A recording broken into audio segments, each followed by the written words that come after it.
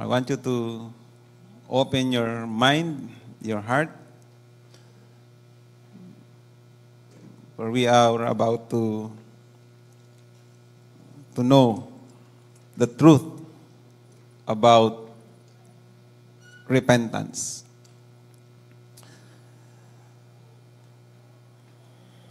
Ang magmaneho ng sasakyan sa one-way na daan ay kamangmangan at napakadelikado. Tama? Kung ikaw ay nagda-drive at pinasok mo yung one-way, may signboard na one-way, napakadelikadong daan ng tinatahak mo. And you know, may mga taong dumadaan sa daang ito dahil una, sa kamangmangan, at ang iba naman ay dahil sa pagre-rebelde. May alam akong mga ganyan, lalo na yung mga taong ng snatch o ng nakaw, biglang unang hold up, may mga dahil sa kanilang ginawa, minsan nataranta o minsan talagang nagrebelde. Sige, nag-one-way na rin sila. Katulad din po ito ng kalagayan ng buhay mo at buhay ko. Lahat tayo ay tumatahak sa mga delikadong daan na magdadala sa walang hanggang pagkalayo natin sa Diyos. Akala natin yung daan na tinatahak natin ay tama pa. Pero sa tingin mo, tama, pero sa dulo pala, kapahamakan yung nilalakaran mo. Marami pong tao ganyan ang kalalagayan sa buhay. Hanggang sa sila po sa kanilang direksyon ng buhay na tinatahak, dinala sila nito sa tuloy-tuloy na pagkalayo at pagkawalay sa Panginoon. Listen to me. Hanggat hindi ka tumalikod o magsisi, magbalik at sumunod kay Kristo, lahat ng hakbang sa iyong tinatahak na daan ay daan na unti-unting magpapalayo sa iyo sa Diyos. There must be a U-turn sa buhay ng isang tao. Kung ikaw ay isang tao na hindi mo alam ito, kinakailangan mong ma-realize ngayon na ang daan na tinatahak mo ngayon, daan na tinatahak natin ngayon, ay daan na magpapalayo sa Diyos. Paano ko nasabi? It is because very clear in the scripture that all have sinned and fall short of the glory of God. Meaning to say, you and I, lahat po tayo ay hindi nakaabot sa standard ng Panginoon. There is what we call the standard na gusto ng Panginoon. But because of sin, yung standard ng Diyos hindi na po natin maabot kahit kailan. Maliban na ma-realize mo na kailangan mo ng Diyos sa buhay mo, na siyang magbabago at maglalagay sa iyo ulit pabalik doon sa standard ng Diyos. And that is the Lord Jesus Christ. He is the standard na ibinigay ng Panginoon that we should follow dito sa mundong ito. So pag-aralan po natin sa umagang ito ang tungkol sa paksang pagsisisi or repentance. Gusto kong malaman mo na mayroong mali at may tamang pagsisisi. Okay, ulitin ko ha, meron pong mali at merong tamang pagsisisi. At ito ay malinaw na itinuturo ng salita ng Diyos. Ano-ano ang klase ng pagsisisi na meron dito sa mundo? Ano-anong pagsisisi na meron tayo sa mundo? Number 1, pagsisisi dahil nahuli sa akto. Maraming tao na nabubuhay sa mundo ngayon Ganito ang klase ng kanilang pagsisisi. Halimbawa, nahuli ng pulis dahil sa violation ng traffic lights. Sino sa inyong naranasan yung mahuli dahil nag-violate kayo ng traffic light? While you are driving, motorsiklo man, four wheels, nakita mo na naka-yellow, tinakbo mo pa. Hindi mo nalaman, may pulis pala doon sa kabilang dulo. So ano mangyayari? Kumpiskahin ang iyong lisensya. Di ba? At anong mangyayari doon sa driver na nahuli? Tingin nyo. Di ba katakot-takot na pagsisisi ang ginagawa niya? Naku sir, sorry po, patawad po. Mali po yung ginawa ko or hindi po ako nakasunod sa traffic rules. Bakit siya humingi ng tawad sa tingin nyo? Because ayaw niyang mapatawa ng parusa. Bakit siya humingi ng tawad? Nahuli kasi siya eh. Pero, makinig kayo, kung hindi siya nahuli, hindi siya hihingi ng tawad. Tama? Tama ba? Imposible na humingi siya ng tawad. Naranasan ko kasi yan before. Alam ko na alanganin na kaso mabilis yung takbo ko, hinirit ko pa yung sasakyan. So, nahuli po ako. Salamat na lang, pinatawad ako. Pero ang point dito, ikaw ay nahuli dahil, o ikaw ay nagsisi dahil nahuli ka sa akto. Pero, kung hindi ka nahuli, tuloy-tuloy nagagawin mo pa yan sa buhay mo. Malinaw?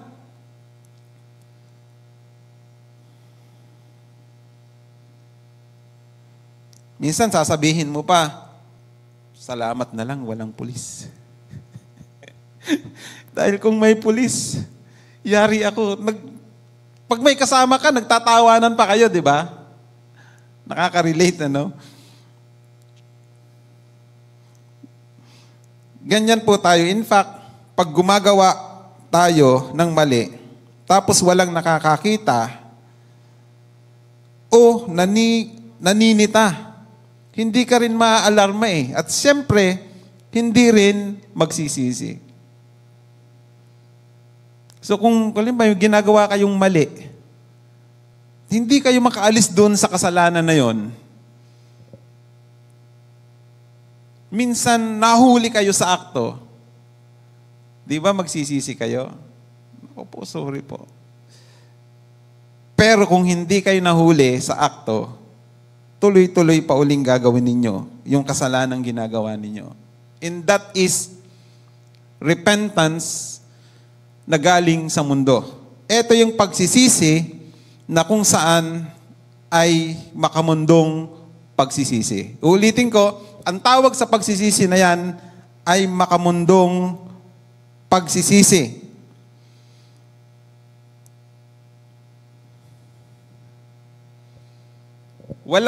Hindi siya talaga galing sa puso. Ang pagsisisi niya ay dahil nahuli lang siya sa akto. Again, ang tawag dyan ay makamundong pagsisisi. Pangalawang klase ng pagsisisi na meron sa mundo. Pagsisisi dahil inusig ng sariling budhi. Yung nagkasala siya, pero ang tindi ng pag-uusig sa kanyang budhi. Nagsisi din naman siya. Pero tignan natin kung anong klase ang pagsisising ito. Dahil nga sa ultimate na basihan ng ating katuruan ay Biblia bilang mga anak ng Diyos,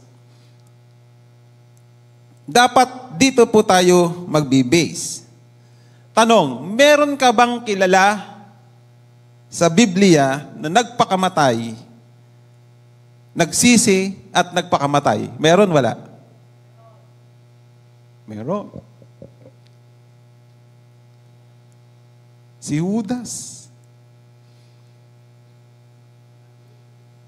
Si Judas po ay isang klase ng tao na nagre-represent ng pagsisisi dahil inusig siya ng kanyang budhi. Grabe yung kanyang remorse, kanyang pagsisisi dahil sa ginawa niyang pagtatwa kay Jesus. Alam natin ang istorya na si Judas ang siyang nagkanulo, ang siyang nagbenta kay Jesus ng 30 pirasong pilak. Kaya po siya ay dinakip ng mga sundalo nung panahon nila. So let's see. In Matthew 27:3-5, basahin natin, sabay-sabay. Nang malaman ng taksil na si Judas na si Jesus ay nahatulang mamatay, nagsisi siya. At isinauli sa mga punong pari at mga pinuno ng bayan ang 30 pirasong pilak. Sinabi niya, nagkasala ako. Grabe, nagkasala ako. Siguro, yung kanyang pakiramdam, pambihira. Mali yung ginawa ko, nagkasala ako. Napagkanulo ko yung Jesus, ang Panginoon ay pagkanulo ko. Siguro, grabe yung naramdaman niyang pagsisisi. Ipinagkanulo ko ang dugo ng taong walang kasalanan.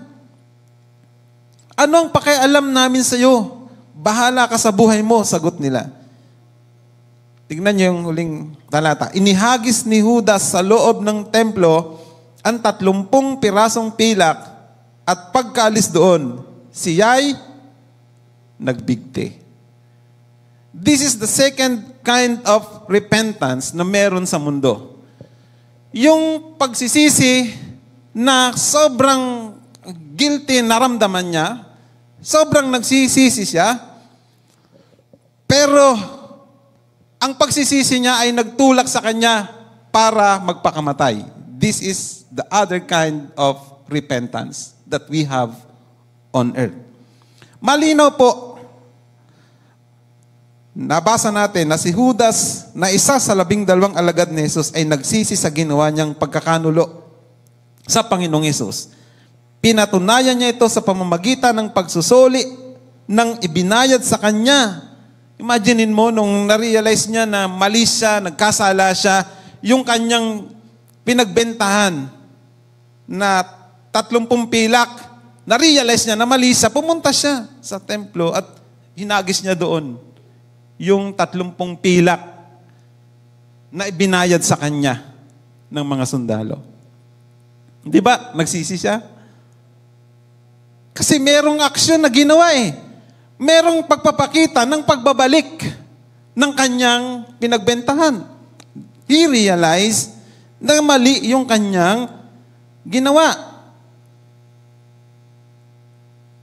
Pinatunayan niya ito sa pamamagitan ng pagsusuli, sa binayad sa kanya at pagsasabi niya mismo sa kanyang bibig. Sabi niya, nagkasala ako.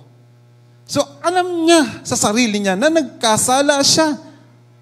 Tanong, mayroon ba kayong napansin sa kanyang desisyon pagkatapos niya magsisi? It's very clear there in the scripture. Malinaw po ang sinasabi ng scripture. Anong ginawa niya? Una, ibinalik niya yung 30 pirasong pilak na dapat talaga na gawin niya bilang tanda na nagsisisi siya. Pero hindi sapat na ibalik lang yon. Di ba? Hindi sapat na ibalik lang yung 30 pirasong pilak. Meron pa ba? Ayun na nga yun. Yung pangalawa, ito ay naisulat sa Biblia. Take note, mga kapatid, nakita po natin, nasulat to sa Biblia na si Judas, after niyang isole yung 30 pilak, nagbigti siya pagkatapos niyang aminin na nagkasala siya.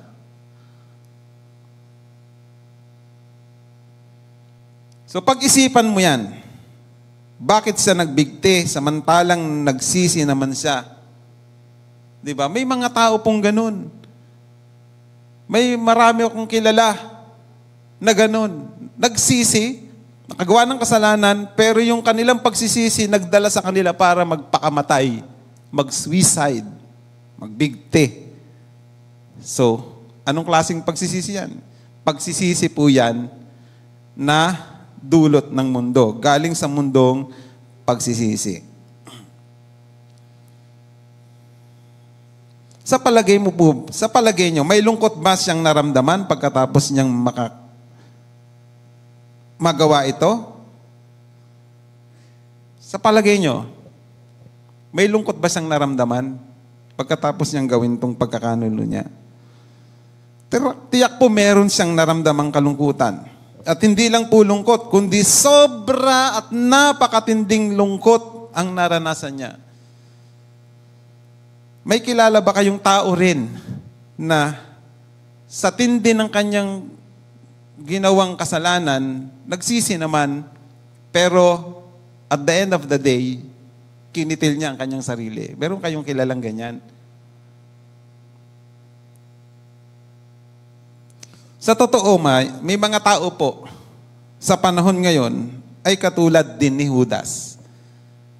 Para matakasan ang problema, ang ginagawa nila ay nagpapakamatay na lang. Alam nyo, nakakalungkot kasi sa panahon natin ngayon, marami tayong nababalitaan na ang nagpapakamatay, mga teenager, mga kabataan, doon lang po sa aming lugar, magkasunod, halos, magkasunod sa isang taon, na magkapatid, nag-suicide, nagbigti.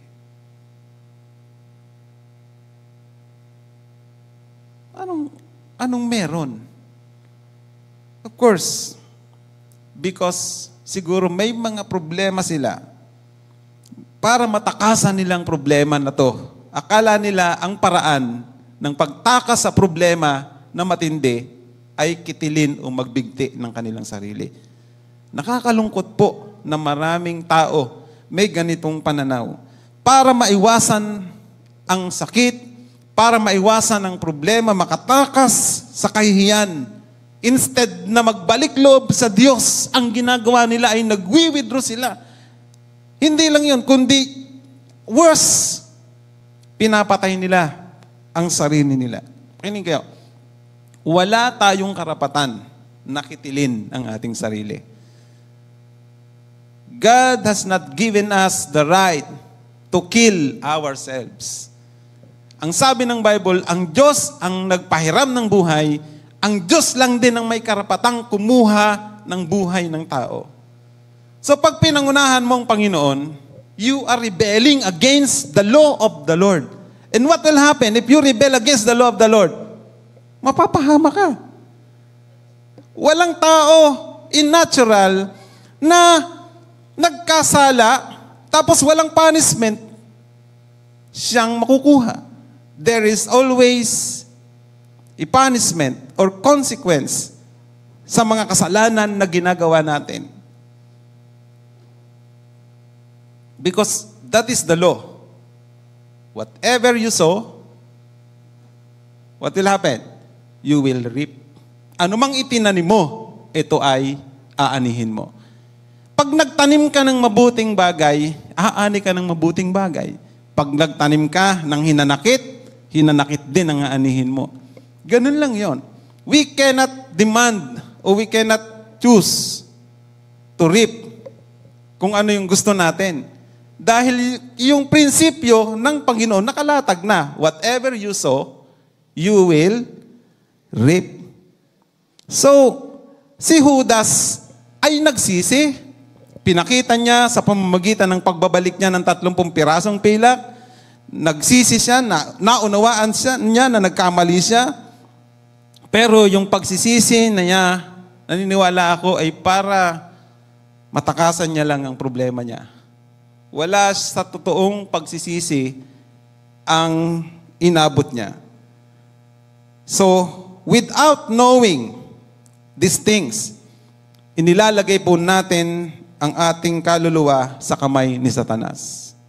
Kaya po, kinakailangan natin ang salita ng Diyos, lalong-lalo na sa mga bagay na to, kasi akala ng tao, lahat ng nangyayari sa mundo ay okay lang at kalooban ng Panginoon. May mga bagay tayo na ginagawa na hindi kalooban ng Diyos at kailangan po nating makita in the light of the Scriptures kung ano ang dapat nating gawin. Gusto kong malaman mo na hindi kalooban ng Diyos na magpakamatay ang isang tao. Uulitin ko. Kundi, pagkatapos malungkot sa kasalanang ginawa, ay totoong magsisi at magbalik sa Diyos. So after mo, halimbawa nagkamali ka, nagkasala ka, alam mo na mali talagang ginawa mo, magsisi ka, at the same time, bumalik ka sa Diyos. Huwag kang gumawa ng desisyon na against sa kalooban ng Panginoon. You have to come back to God. When you repent, then come back to God. And allow God to change you. And allow God to make you a better person this time. Hello, andyan po ba kayo?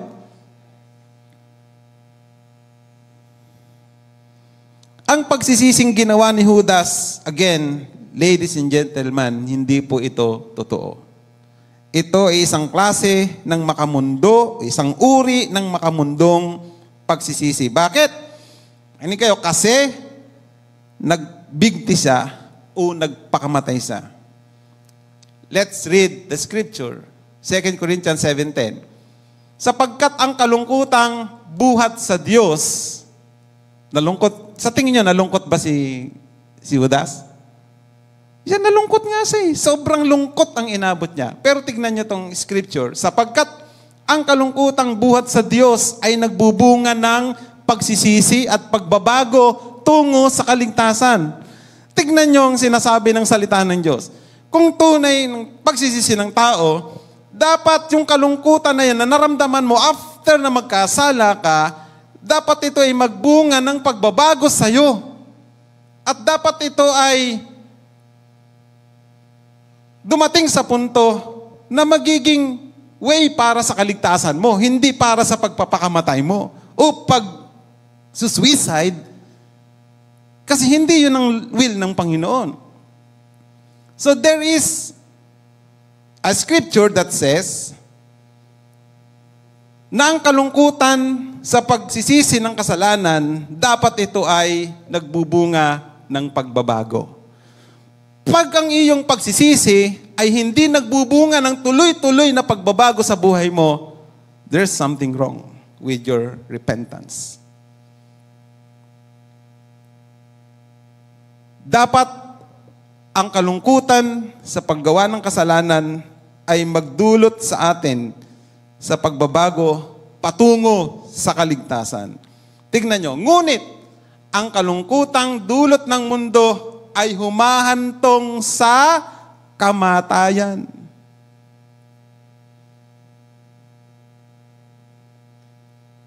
Tignan nyo ang mundo, no? Grabing deception ang ginagawa ng demonyo ng mundo sa bagay na to. Mapalad ka sapagkat naandito ka. And I believe, pinapakita sa iyo ng Panginoon ang bagay na to kasi gusto niya yung pagsisisi mo ay hindi maging makamundong pagsisisi katulad ng una. Nagsisi ka dahil nahuli ka. Kung hindi ka nahuli, wala kang pagsisising gagawin. Pangalawa, nagsisi ka dahil inusig ng budhi. Inuusig ka ng budhi. Hindi mo makayang makontain yung pag-uusig na yon. May kalungkutan kang naramdaman. Pero yung kalungkutan na yon, sa halip na magbalik ka sa Diyos, nagpakamatay ka. Oh. Repentance, the true repentance must not bring you to death o sa pagpapakamatay. Dapat ang tunay na pagsisisi, kung yan ay tunay, dapat ilalapit ka niyan lalo sa Panginoon. At hindi ka ilalayo ng pagsisisi mo na yan. Sa tingin mo, anong klaseng pagsisisi ang ginawa mo sa Panginoon nung ikaw ay nagsisi at nagbigay ng buhay sa Panginoon? Is that true repentance or worldly repentance? Ikaw ang makakasagot niyan. So napakalinaw po ng talatang ito na ang tunay na pagsisisi dapat ay nagbubulid sa pagbabago at hindi sa pagpapakamatay. Wala tayong karapatan na kitilin ng ating buhay dahil ang Diyos ang nagbigay. Siya lang din ang may karapatang kumuha nito. So ano naman yung pangatlong pagsisisi na tinutukoy ng Biblia? Ang pagsisising mula sa Diyos. Ito yung pagsisising totoo. Tignan natin. Ano ang pagsisising maka-Diyos? Hindi nalagay, no? But anyway, tapusin natin to.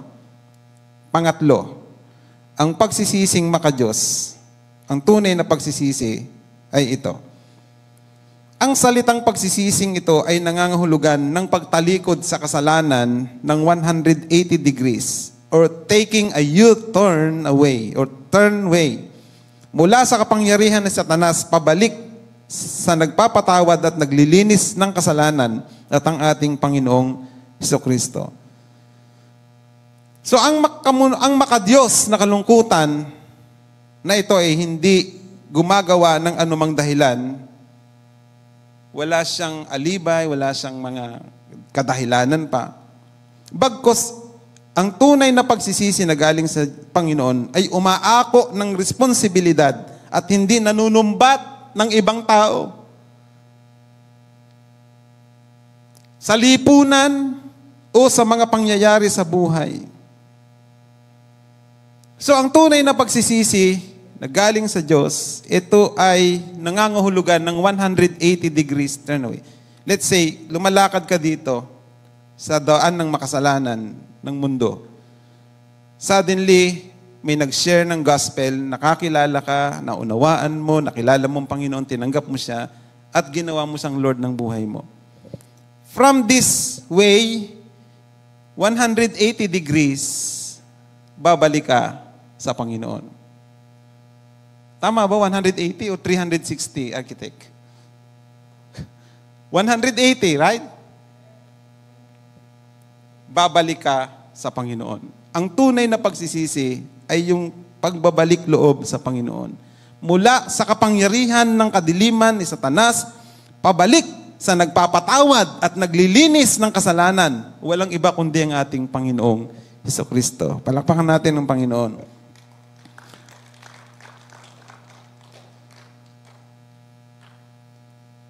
Halimbawa, may mga tao kasi na humihingi ng tawad sa nagawa nilang kasalanan, pero may panunumbat na kasama. Humingi ng tawad pero nanunumbat.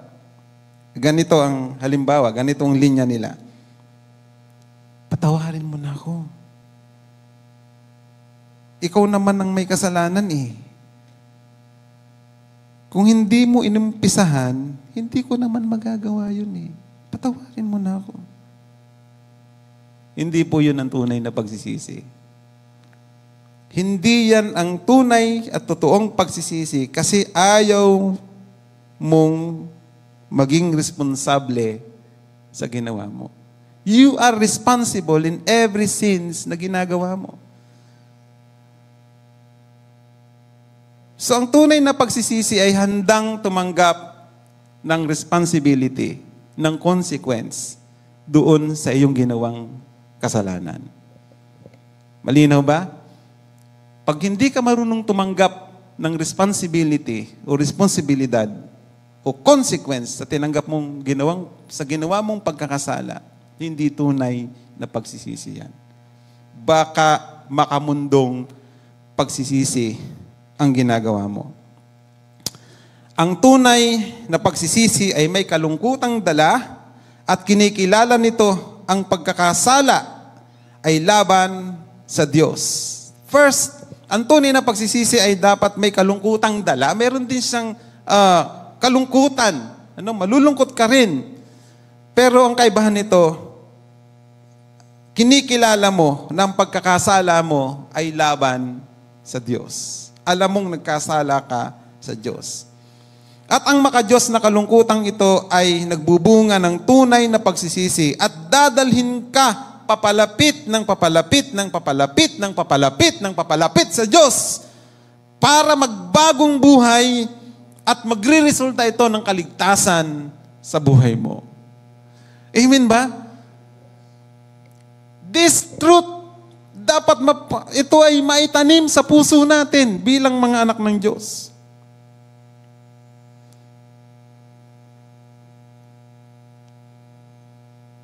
Sabi kanina sa 2 Corinthians 7:10, sapagkat ang kalungkutang buhat sa Diyos ay nagbubunga ng pagsisisi at pagbabago tungo sa kaligtasan.